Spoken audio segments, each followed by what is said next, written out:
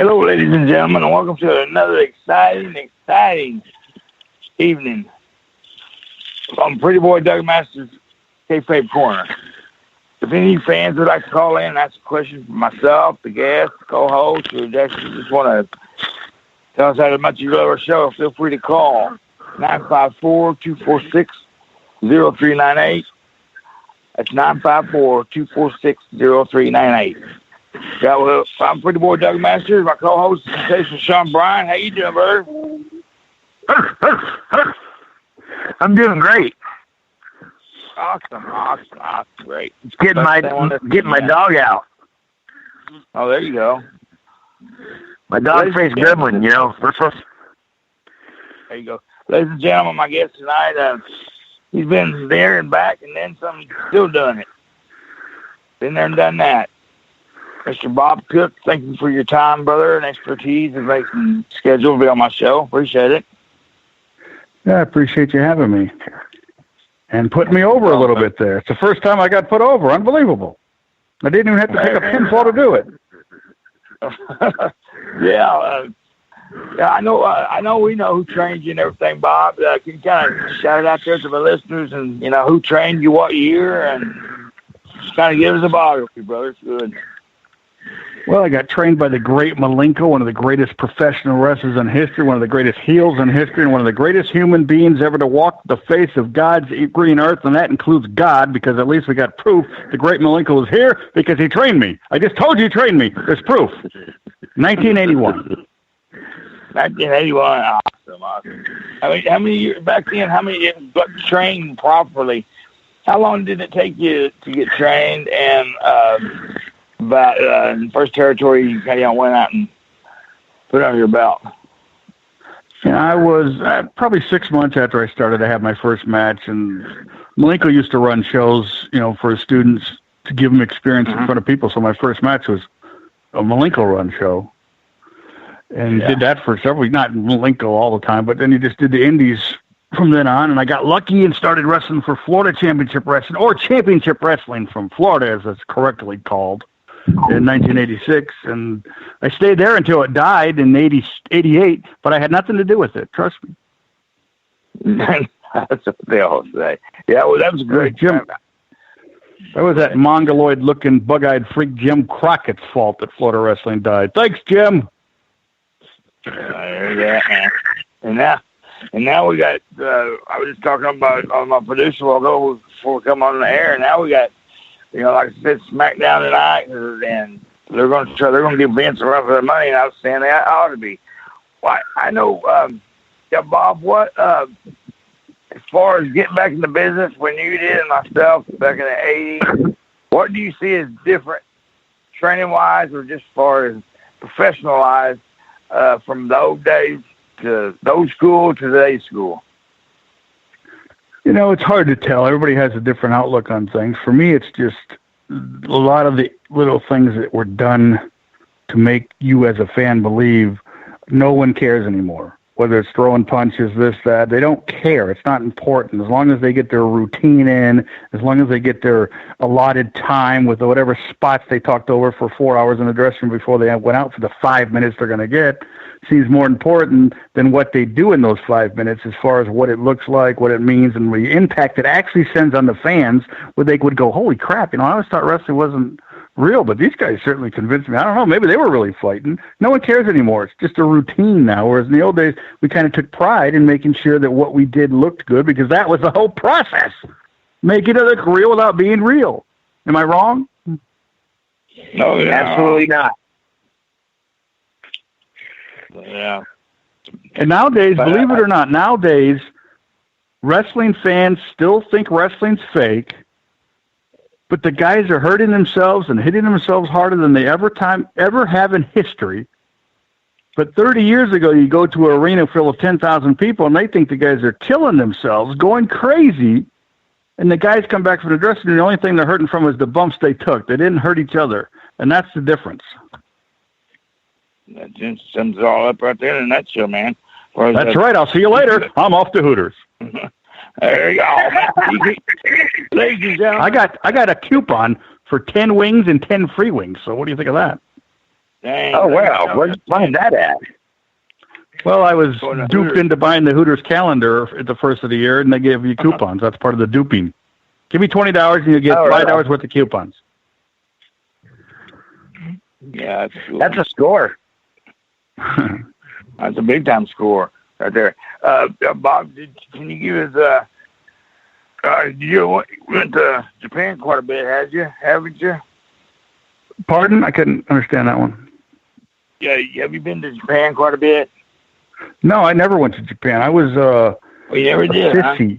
No, I was a sissy. I had opportunities, but I always hated to fly. And although I did fly from time to time, it was within the United States, 4-hour flights, 2-hour flights, 6-hour. I never had the guts or the desire to get up the guts to fly however many hours it takes to get to Japan just to sit there and go, look, I don't want to eat that. I don't know what it is. I don't know what it is. I'm not eating it. Right? Yeah. Although I should have went to Japan because now maybe people would know me at least enough where I could go get paid to sit in front of 6 or 7 marks at conventions now and then and sign my autograph and pretend to smile. But unfortunately, I'm not. Yeah, I was talking to Frank Rise. I know you called him when he's on my show. I talked to him the other day, and he's trying to put together some conventions and Pacific. Did you get there a chance to work for Don Owens at Pacific Northwest? No. That was in that era. I was like I stayed in Florida. And I did a little Memphis, and then I got doing TV for WCW or NWA at the time, and just did that for a long time, and just did indies on the side, and it was all fun. I got no regrets. I got no complaints. I'm not bitter. I'm not like Bret Hart, who my whole family got me into business, and I got the biggest push of my life, and I became a superstar, and I made millions of dollars, and I cheated on every wife I ever had, but I sit at home with bitterness. That's not me. However, if I was Bret Hart, I would do that just so I could have Bob Cook call into a show sometime and say, I was bitter. That's right there, yeah. Yeah, I mean, Sean was talking. Why do guys cry so much like that? Guys like Brett and stuff who had it all and, been there, done that. What could possibly make them so bitter like that still? I don't know. It's got to be some type of a sickness, and you could have some people who would say, well, it's because Goldberg kicked him in the head and then his brother died. That's why he's bitter. Yeah, well, still no excuse. You still got everything you wanted. Maybe you didn't get everything you felt you needed, but you should have got everything you wanted. Or you should have got everything you needed, but not everything you wanted. I don't know what I'm talking about. But, he became a champion. He got all this accolades, that's it. He's in the Hall of Fame, but yet he's still bitter about things like, Hulk Hogan wouldn't lose to me. Ric Flair always has the same match, even though Bret Hart never had the same match, did he? He only ran his face into the corner every single match. He only dropped a leg every single match. He only dropped a forearm and went on the second rope and dropped a forearm every single match. But Ric Flair's the only one that does the same freaking thing. How ironic and how stupid to say. Everybody does the same thing. I've talked on 100 freaking podcasts and radio shows over the years, and I always say the same thing. Go back and listen. I'm saying the same thing I'm saying to you 10 years ago. Because I have no brain. It's fried. I'm a robot. But that's the reality. I don't understand why a guy like that could be bitter. How could he possibly be bitter? Right, exactly. That's what I don't get. He'll say, Triple H never had a great match in his life. I say, well, obviously you never watched any of Triple H's great matches. I mean, how could you possibly say that? Oh, yeah. Jeez. Right, whatever. Yeah, I just saw that. I just saw the thing today about Brett still being bitter over all these guys that Goldberg hurt and whatnot, and yet somebody else says, "Well, gee, other than accidentally kicking Brett in the head, can anybody tell me anybody else that he really hurt?" And who did he hurt? One comment after that. Yeah, and Bret Hart claims to be this intelligent veteran. Well, guess what? You know who an intelligent veteran was? Remember Dick Murdoch, the great Dick Murdoch? No, Dick. How often did you see Dick Murdoch take a drop kick and not put his hand in front of his face? So if you're scared to work with a guy who you think is unsafe and he's whipping you into ropes and says, super kick, Brett, put your hands up if you're so scared. Don't trust a guy you don't trust. What the hell's wrong with you? Yeah. Yeah. I know what you're talking about now, putting his hands up. Protect yourself. In fact, I'm thinking about if that's what you feel you need to do. Yeah. Also, Brett had a bunch of, I've seen that Dark Side of the Ring on Vice, man, where they did about, 6 weeks of shows. But everybody's still talking about the Montreal screw job. Yeah. But it's always the same story. Yeah. I thought it was the same story. By looking at it and knowing the business and everything, you might think that's been a work. But, who's known to say, and speaking of the hearts hurting people, I remember when Owen Hart, about killed Steve Austin when he, fired over or what, he's supposed to pick it up for that and drove his head through his head was like, 4 or 5 inches below the leg. Yeah, exactly. So, yeah. Oh, yeah. And who does a power driver like that? Oh, exactly. You know what's funny about it? I heard Steve saying a lot of times that Owen would never, ever apologize to him. Yeah, I heard that. So if anybody should be bitter, it's Austin. Exactly. Yeah, exactly. Killed the man right there in the ring. I mean, here's stories. But you know what? What's that?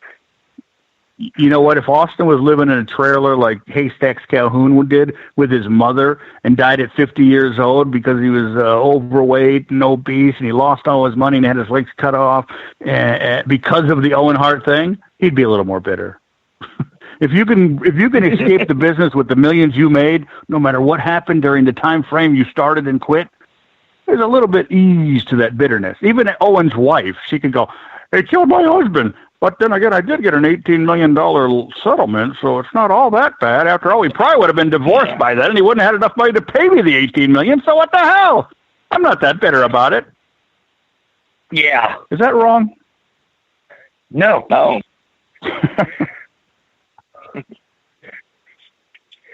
So what do you, what was the difference between working in Atlanta and New York? The difference? Yeah. Well, both were fun. Both treated me great. No one treated me disrespectfully, maybe except for Vader, but he disrespected everybody. The difference was as far as how the shows were run, WCW was like there was too many cooks in the kitchen, but no one knew the recipe. You go in one room and you get your finish. You'd go down the hall and someone would tell you something else. Someone would else tell you something else. Just before you go out, someone would tell you something else. Then when you got in the ring, the referee would tell you something else. And when you got back, everyone would say, "Why didn't you do what I said?" That's the kind of difference. Whereas in WWE, everything was more laid back and more professional and more laid out, at least back in 95 when I worked for them. Everybody seemed more relaxed. Most of the guys were relaxed in WCW. I just mean it was like this chaotic feel where nobody really knew what they were doing. Too many chiefs, not enough Indians. Exactly. What was your? They were all brain surgeons. They were all brain surgeons, but none of them actually went to school for brain surgery. You figure that out. Right. I went there. Who were some of the worst guys to work with in the ring that you worked with? There wasn't a lot, so that's a short question. But guys that would come in briefly like that, big fat, again, mongoloid-looking, bug-eyed steroid freak, Bill Kazmaier, who came in. I have no idea why they brought him in because he had no talent. He didn't respect the business. He had this tackle box full of stuff that he shared with some of the guys. So, hey, maybe that was why he was there. Wink, wink, hint, hint. He made money, took it from them. Never mind. Did I say that out loud? Cut that out. But anyways, he was horrible. He had no respect. He was stiff. He was, trying to think of who else. Most of the guys were very easy. What was Vader like to work with? I've heard multiple stories, different variations. Who? Vader. I never worked with Vader. I got lucky. I guess I was... Jody Hamilton was the guy that made the TV matches, and he was just really nice to me and never made me work with Vader. But guys that work with Vader, they hated it. I have a friend who had his nose broken and blood splatting everywhere after the first move in the match. Even though Vader told him in the dressing room, don't worry about it, kid, it'll be okay. First move, he punches him in the face, blood everywhere. Didn't give a crap. Do you agree with me, Bob, that there's no kayfabe no more? Well, yeah, definitely there's not. But I don't agree that it's dead. It could be brought back, but it has to be a total commitment, and that'll never happen. Yeah. Total commitment, man. I'm telling you. You can't. Everybody has to be quiet. That'll never happen. Right. You can't go out there and do an angle. They do that with everywhere. Yeah. Even AEW does that. They'll do something, and everybody think, oh, it's unbelievable. Like, oh, Cody Rhodes, you took that chair shot to the head. Oh, my God. And then they have to go out the next hour and say, oh, it was a fake chair. It was an accident. We didn't mean it. Yeah. I mean, how the hell is anybody going to buy into it then? You just admitted everything you did was crap. Don't lie. I mean, just say, hey, I don't know. Sean Spears went nuts. I don't know. We told him to go back. He was happy. Whatever. Buy into the story you're trying to say. If you don't buy into the story, how the hell are the fans going to buy into it? Guess what? They're not. Exactly. Yeah, exactly. So kayfabe is not dead. It's just that no one cares anymore. You could bring it back. You know, you can't, like, you hear all these guys that say, oh, the independent shows, they do this and do that, but the same guys go out and do the same thing they're complaining about. You know, they're saying, oh, kayfabe is dead. Well, if you're a heel on an independent show, don't be out smoozing with the fans just to sell your stupid little T-shirts and your hats and stuff. If you want to sell that stuff, fine. Have someone do it for you, you know, whatever. But don't go out there and kiss the fans and smile and take pictures and act like you're a nice guy when you're trying to be a bad guy. Yeah. What do I know? I'm sitting here talking to you. I don't know. No, because it was like back in our day, brother. If we had a hot angle going and you was at a restaurant and I come in, I had to leave. Whoever was there first they got to stay there. But nowadays, they'll just see them. They'll just see them on the other side of the room. You know what I mean? Right. You need to leave or you start a fight, you know? Yeah, one or two, to keep it good and hot, whatever they had going. But, yeah. I've been seeing plenty of shows, and what's sad enough about it is nobody. It gets me why they don't want to. With the business, is so, hearsay, there say, do this, do that. How if you took your profession correctly right, or if you cared anything about the business, you wouldn't do that. And it's not hard, I mean, it's just the way the times have changed and everything. I was at an indie show a couple years ago, and I said, Kayfabe, what they got? That stupid idiot. He said, what kind of a sandwich is that? I looked at him, I swear, I looked at Lynn Denton was on the card at the time. I looked at everybody, we just busted up laughing. I said, God. He said, don't worry about it, brother. Let's get our put up and get out of here. So, Or you say, well, Kayfabe, she was the biggest rat in the business. Everybody passed her around. I know. Some territories they'd follow you from town to town. So you're staying on the same board me and Sean is about kayfabe. It's not dead. They just need to do it right. They do it. And what happened to no handshake? The boys' handshakes and shit. I mean, it's gone, man. It's gone. It's crazy. Yeah, it's insane. Again, you can't, like, you go out and start a feud and then go on Twitter and show pictures. Mm-hmm. Yeah. Who has the worst punch in the business? The worst punch? Oh, yeah. Well, who knows? Nowadays, I mean, geez, pick anybody pretty much. Samoa Joe right now probably has the worst punch, but, I mean, there's a few others back in the day. I mean, most of the guys back in the day had a decent punch. Nothing, It's easier to say who had the best punch ever, and that's Jerry the King Lawler, but, that's not the question you asked. Hell, some of the punches at the end of the AEW show last night or Wednesday night were horrible. What's so big about the punches and things like that? What's the biggest key to making them look so good? Well, making them look good. I don't know. I mean, when it comes to punches, you think of guys who had great punches: Dick Murdoch, Killer Carl Cox, Terry Funk, Ric Flair, even Hulk Hogan. Believe it or not, when he was really motivated, he had a great punch. If people watch it and don't just sit there and go, "Oh, I hate Hulk Hogan. Everything he does is horrible," but he's got a nice mustache. No, everybody. think Hogan had a horrible punch, but if went to certain guys, man, he had an awesome punch. But anyways, when I learned, I just looked at guys that I thought threw good punches and tried to copy the way they did it as best I could. That's the key to making a good punch is practice, just like anything else. Do you practice moonsaults? Which, I wouldn't because I'm too fat. But you practice every move you do to get it down. Same should be done with punches. Nowadays, everybody's just too lazy or they don't want to take the time to learn or they'll just be told in the back or something. Oh, it's not important. No one cares. When in reality, they do care. They don't even know they care. If you're watching a wrestling match today and the guys go out there and throw amazing punches and you're a fan, you're instantly going to be more excited because you're seeing something you not really expect. Like if a guy's throwing a lame punch, you're just going to go, oh, Jesus, a hell of a drop kick, but God, that punch was horrible. But if they're doing everything right, as a fan, you're going to get more excited by default. Right. Like go back and watch. You remember that angle with Tully Blanchard and Baby Doll when they turned, or when Magnum TA fought Baby Doll? They did that interview when Magnum came out and he grabbed Baby Doll and he kissed her, and Tully came out and Tully and Magnum TA got into a brawl, and Magnum's punches to Tully's head looked so freaking unbelievably real, and they weren't because Magnum was that good. You got excited about it. You thought these guys really hated each other and that he was really mad that he kissed Baby Doll, and you wanted to see the revenge.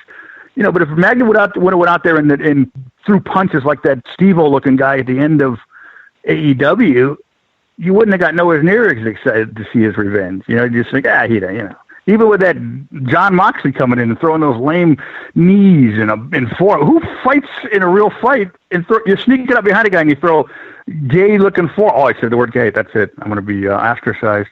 You throw horrible-looking forearms. Who does that in a real fight? Do you? I've never been in a real fight, but No. It's stupid. What happened to those times when they were getting trained about school practice on the shower curtain? Yeah, I mean, just something like that. That or however, but yeah.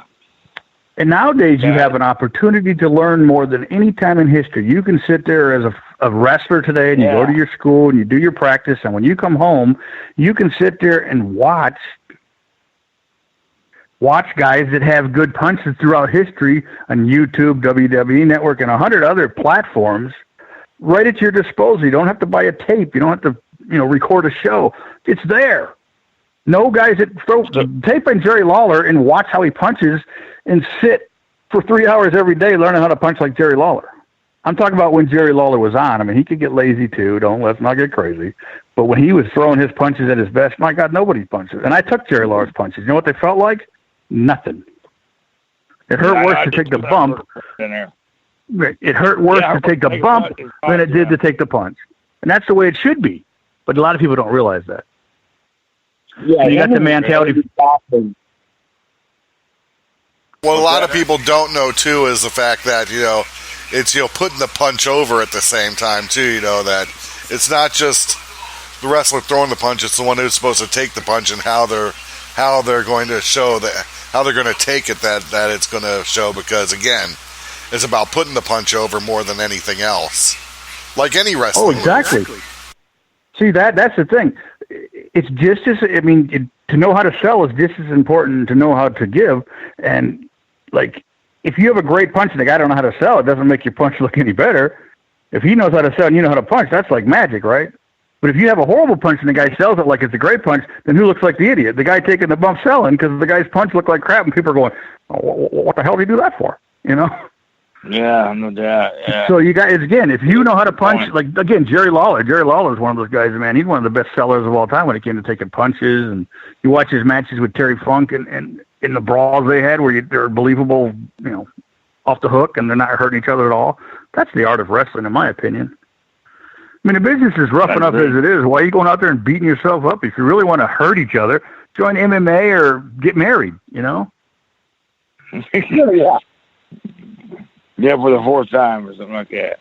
What is that? Do you think there's more politics in it now than there used to be? No, I think there's probably less politics. now more than ever, you have to have skill to get in the business. I mean, it's hard to say that when you see some of the guys, and I'm not talking about the higher. I mean, when you go to the WWE and all the main companies, most of those guys got skill, at least in some department, right? Back in the old days when we did TV, there was guys that came in there didn't even know how to freaking hit the ropes or take a bump, and you're just those. I hate the term jobber, and I won't use the term jobber unless you actually deserve it. And guys like that are the ones that deserved it, and it's not necessarily their fault because they're allowed to be there when they shouldn't be. But at that time, it was hard to get guys to just come in and get beat up for $25. Remember the Road Warriors back in the day when they first started? They were killing guys. Oh goodness. Oh yeah. Luckily, I got to work with them. Years later when they, had more respect for you and didn't hurt you. But a lot of guys in the old days, they were getting killed. But those guys were horrible anyway. So it's kind of like you're going, oh man, I kind of feel sorry for the guy, but he sucks. So what do I care? Yeah. And if that makes any sense. Yeah, it makes a lot of sense. And that just, if you're a heel, be a heel. Babyface, be a babyface. You know what I'm saying? I remember Dickie Murdoch got arrested, so he told me a story. They was working for McGurk here in Oklahoma, and him and somebody else was working against the Smallins. Had a hot feud angle going, and he said they come into the Tulsa International Airport with their gimmick on, barefoot, their pair of pants on, that big old afro hair, that shit, and they was walking through the airport. People were literally running from them. I mean, right. That's what you want them to do. They were literally running from them. I mean, to me, that's the best kind of heat you can have right there for you. Don't want to go out in public because it's either too dangerous or whatever. Yeah, pick the business, take care of it like that. But I agree with when Dickie said that, man. I mean, I wholeheartedly agree about that.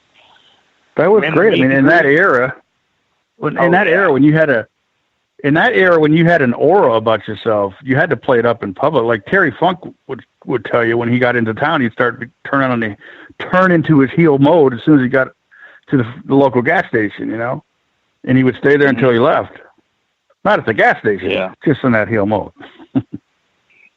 I was with Terry Funk once in Miami, and we were watching a match, and we were peeking through the curtain to watch the match and just talking, and a kid came up to the curtain, and he asked Terry for his autograph, and Terry was real mean to him and told him to get lost. And I just asked him, I said, man, Terry, why'd you treat that kid like crap? He goes, Bob, if these people see me out here looking through the curtain and I'm nice to this kid, they're not going to believe that I'm the badass I'm trying to portray to be 5 minutes from now. And it makes perfect sense. Yeah, it does. Nobody does that anymore. If you're a heel and you're even working an independent show, as soon as you get to the show, treat everybody like crap. And I'm not talking about just going up to people and pushing them and being a complete jerk, but just don't be a nice guy. It's easy not to be a nice guy, right?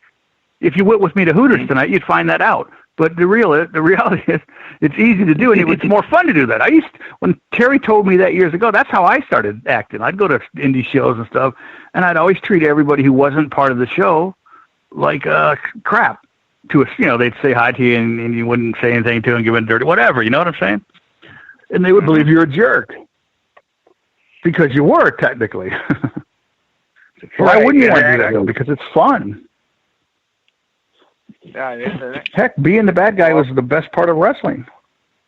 Oh yeah, I agree. I remember being at CAC a couple of years ago, and I was the first year I met you down there, and I was riding. I was thrilled to death because I was riding the escalator up with Terry, and I just had to get a picture. And Terry turns to me and goes, "So you're the guy that takes a picture on the escalator just to get over, huh?" What'd you say? I say, "Yep, that's me." Hey, when it's Terry Funk, you take the picture anytime he'll stand still long enough to get it. Right? And a lot of people tell you, like, you even hear guys now that say, "Oh, one of the rules is, don't take pictures with people and stuff." Forget that crap. Whoever said that's an idiot because they were living in the time and they weren't looking for the future. And I regret not taking pictures with all the people. I don't even have a picture with the great Malenko, if you can believe that. Oh, wow. And I hate that. I mean, at my age now, looking back, all I have now is memories. So to look back at pictures that you don't have, obviously, is impossible. And the older you get, your memories fading. But man, I wish I would have got pictures with Andre and Dusty and all the people that I had met over the years. I got a picture with a few now and then, but I didn't do enough. And and I saw guys do that. Guys would ask Flair for a picture or something. And he was more than nice. Oh, hey. He always thanked the guy and he appreciated the fact that they cared enough to take a picture with him. Yeah, Right. I'm with you. Now, if I go to an indie show, if anybody's listening, don't ask me for a picture because, come on, I don't want to take a picture.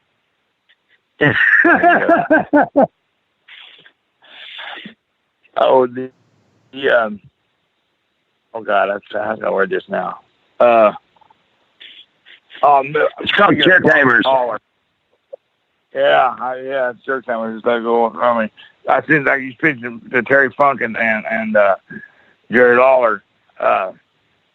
I seen a match of theirs on the other day here we go. But social media, that's what I was getting at. Social media. They got indie bookings. They got all this stuff. And I was telling one of a buddy of mine that he started out about 10 years after me. I did.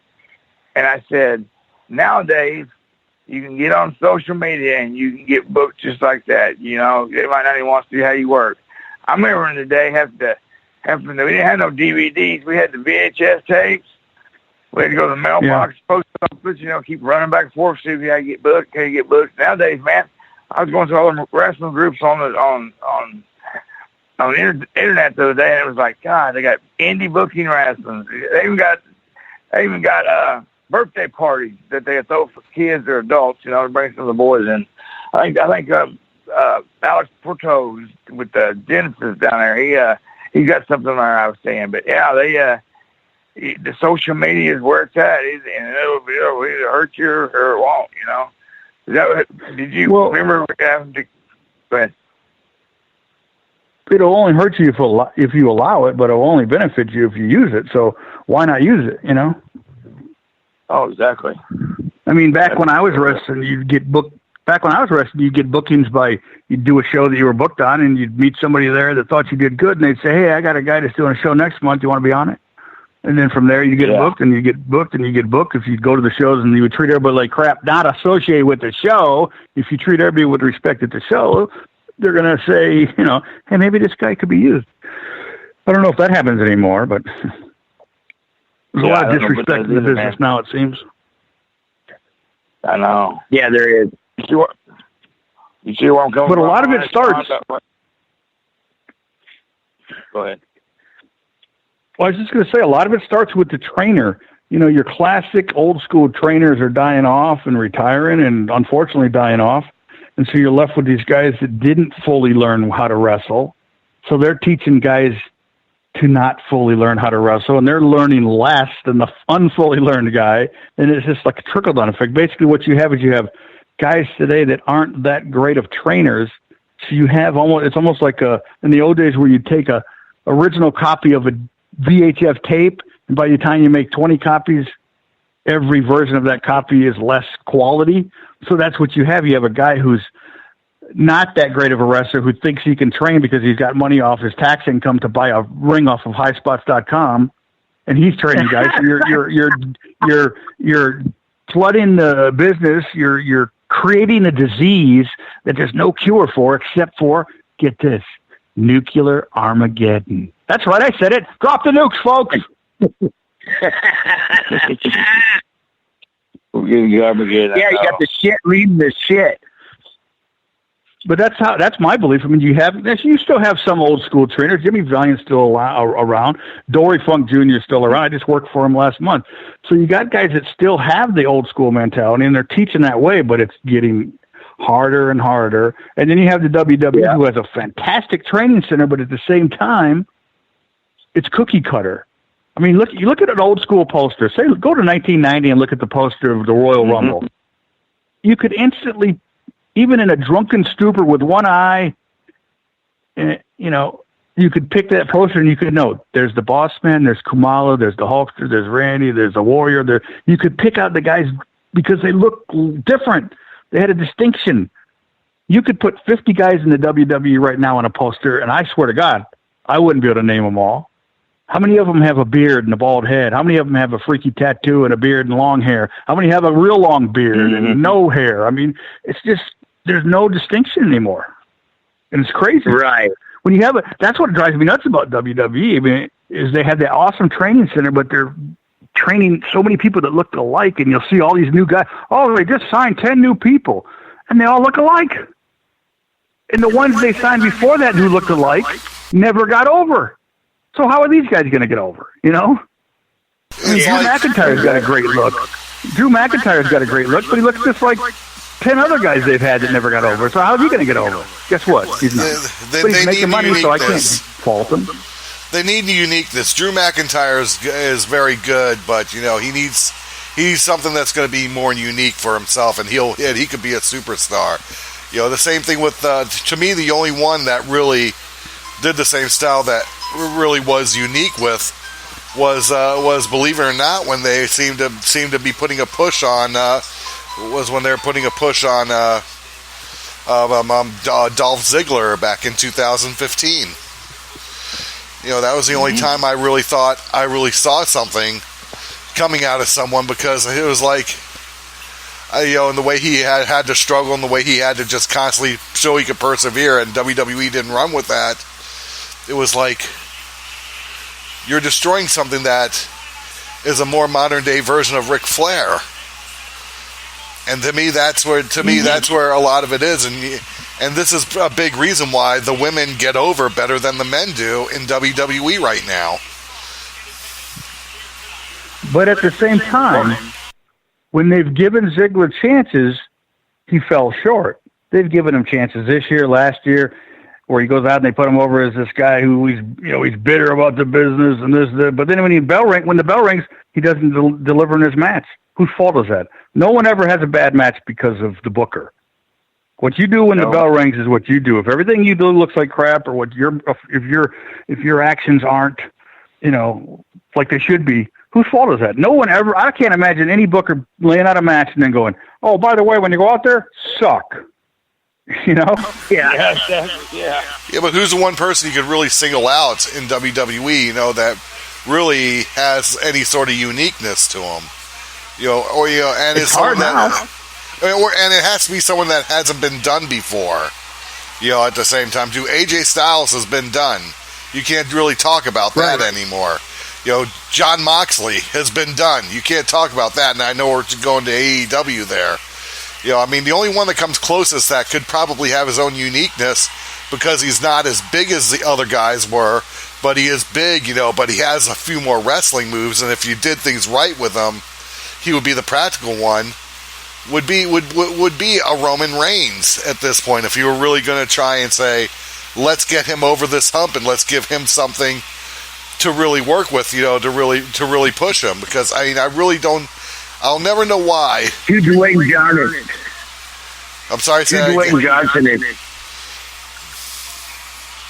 Do a Dwayne The one Johnson. that comes to mind to me these days is Ricochet. And I like Ricochet too. I mean, you know, it's just, but again, what's going to happen? You know, if Ricochet shows a sign of fatigue with the whole thing.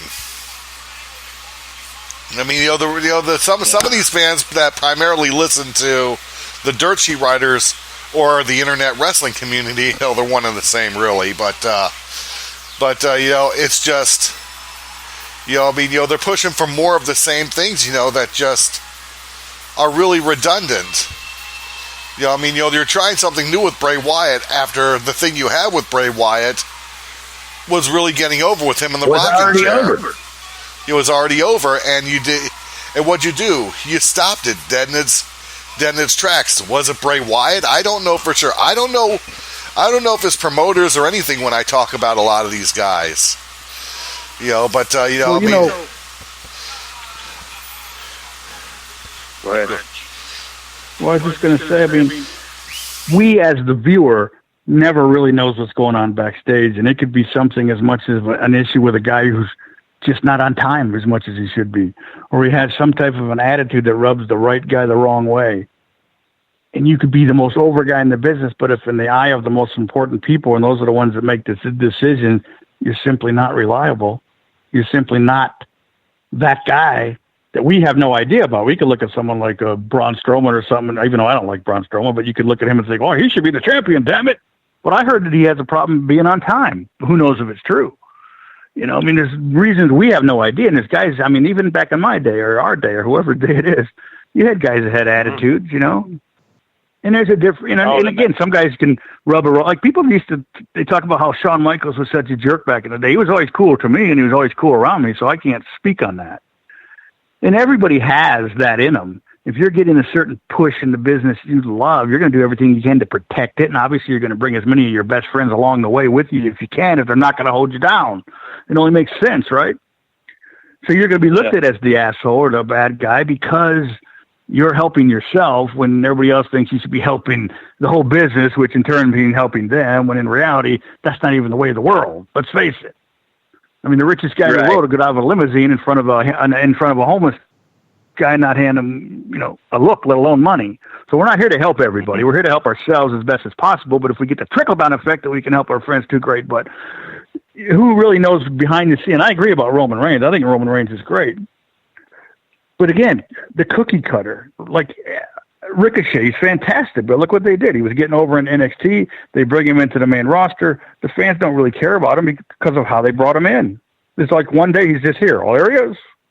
Here he is, you know. And that's it's almost like Vince has this mentality that he wants to destroy whatever NXT creates because it's not his creation. I don't know if that's true, and it makes no sense. I get that from a lot of people. What's that? That Vince seems to, like, everybody's afraid, don't let this guy go to NXT or come to the main roster, or because Vince will just ruin him. And because it seems like like Bob says, it seems like every time a guy that's really solid in NXT comes up to the main roster, they just turn to shit. Yeah, I mean, you know, to me, the biggest one, the other, and I'll bring up another name, this one, and the one who I think has its own uniqueness to him and has something to show for it, that a lot of people, you know, that have the body and the look and whatnot, they started pushing him, and then it instantly ended because Vince McMahon soured on it without giving it a chance. I think people know what I'm talking about here, and that's EC3. I mean, you could have, that's another one you could have done something with. There was a uniqueness to EC3 that this thing would work. And because Vince McMahon got sour on it, he let it go. I mean, you know, I know Vince McMahon's worth $2.2 billion, but come on, you know, even the billionaire has to see what's going to get over with the fans, who the fans are going to love to hate, who the fans are going to love to embrace. You know, and whatnot, because that's the way you make the money. That's the way you make the money. You got to see what's going to get over, and you just think, you got to be able to do that. You know, I mean, most of these people, you know, I'm watching, you know, as much as I'm watching, you know, wrestling even now, and even with what I saw in, you know, in AEW, you know, the other day. I mean, you know, it's just, you know, there's a lot of things in AEW that are just the same as things you've already seen. And some of it is AEW. AEW, I fear, is going to try too hard in some areas. I think AEW, and I'll say this, I think AEW is a stronger version of Nitro. I think there's a lot more, it's a much stronger version of Nitro. You know, and the one thing AEW has is announcers that know how to put things in the ring over, and Tony Schiavone and Jim Ross. But, I mean, you know, we also got to look at the fact that you still got to go with what's out there that's going to work for you. Everyone knows who Chris Jericho is, so making him the champion is brilliant, but he's also, everyone knows he's going to put the guy that's going to be the wrestler of the future over, and he's going to run with the title even longer than Jericho. And that's what a lot of people got to look at. That's going to be a right move. WWE is just all over the place, you know, and that's where, and you know, and even though AEW is really coming up, it's getting a lot of talk.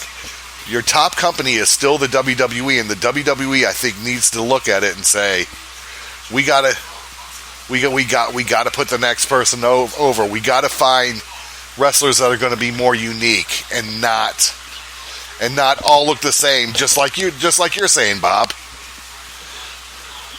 Yeah, I can't say that AEW is a stronger version of Nitro because let's face it, when Nitro started, I mean, they had Luger, Hogan, Sting, Flair. They had I mean, so many Savage and all these other guys. I mean, AEW has Chris Jericho. Yeah, they do. You know? And you're right, you know, and if you really want to count John Moxley in there, you can too, but I don't mean by the standpoint of a big name. I'm talking about the standpoint of the wrestling and the hype and the backing financially that they're putting into this thing. No one's done that since WCW. WCW, you know, ECW couldn't do it, TNA couldn't do it. You know, so I mean, you know, and the NWA has been trying to do it since Billy Corgan took it over. But you know, I mean, you know, it's just, you know, it's about the fact that this is, you know, that you know, we're at a time to where it's not just WWE, it's not just AEW, but you know, and I think you'll agree with this. They need to find some uniqueness out of wrestlers to really push, because it's time for wrestling to really turn a corner. Oh, definitely. I view AEW as the the island of the misfit toys wrestling, because all their characters within a select few are clowns, cosplay wrestlers. I mean, doesn't matter how good they are, if they come across as a clown in front of your main audience, what do they come across as? A clown. And if you're a clown in front of your main audience, then you're an absolute clown in front of potential audience. You know, I mean, that's my view of it. I mean, they got a lot of talent, but talent don't mean nothing if no one's watching. Yeah, AEW got 1.4 million watching their first show. That's their first show. And wrestling fans are as fickle as the world is flat. But they're, you know, next week's going to be the big test, and the week after, and the week after. Look at NXT. I think NXT has one of the best products. Those guys go out there and bust their butt. They got the best announcer in the business. But what happened? Yep. Their first show was rated higher. The second show was rated lower. The third show was lower than that, and so on. And now it's lower even more. You know why? Because overbearing, obnoxious, pig-faced bastards who call themselves wrestling fans are the lowest form of scum on the planet Earth, next to scum itself. That's the reason professional wrestling will die eventually, and sooner than later. That's my opinion, and I got to go eat at Hooters, guys. All right. Hey, Bob, thanks a lot, man, for being on. I appreciate taking your time, your expertise, and you want to be back on again, brother. You got his number. Just give me a holler. I appreciate it. Hopefully I didn't embarrass you too much having, you know, fat old jobber on your show. I saw Bob Cook on the day. He didn't win any time. Well, guess what, folks? It was fake. Well, I never lost a wrestling match for real. Well, after the way we talked, but every time I won, it was a shoot. Well, after the way we talked for the last 10, 15 minutes here, Bob, we almost ought to change us from the Kayfabe Korner to the Bob's Wrestling Corner. We could call it the Bob's Rant. Yeah, the two Bobs. The Cooker's Corner, that's what we'll call it. The Cooker's Corner, although I don't know why you do that if I'm not on the show. But. Yeah, Wacko and the Cooker. We're both Bobs. Yeah, Bob. That name is way overused. My dad's name was Bob. My kid's name is Bob. My name's Bob. Enough of the Bobs. My father's name was Bob too, and I got someone who I refer to as my sister, who has a boyfriend named Robert, and he could go by Bob, only he lives in Romania. Well, we're gonna have to talk to the Clintons about that. Yeah, I'll see you in April. Hey, real quick. Anybody wants to follow, you get a hold of. You got Twitter, you got Facebook, Instagram, you got a website. If anybody's want to keep tabs on you. Yeah.